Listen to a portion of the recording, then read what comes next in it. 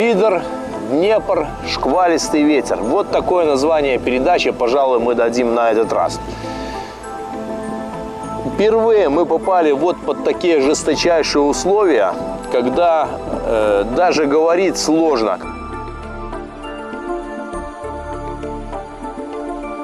За счет уменьшения плетеной нити, вот посмотрите, какой ветер, даже сложно говорить. За счет уменьшения диаметра плетеной нити мы добились того, что кормушка весом 120 грамм уже не катится.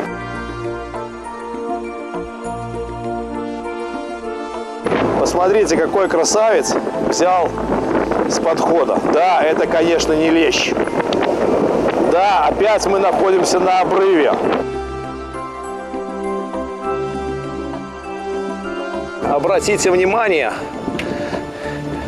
не за краешек губы, а значительно глубже.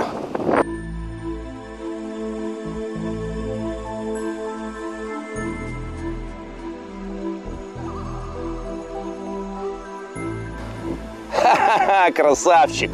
Для кого-то это, конечно, не экземпляр, а для меня это уже показатель.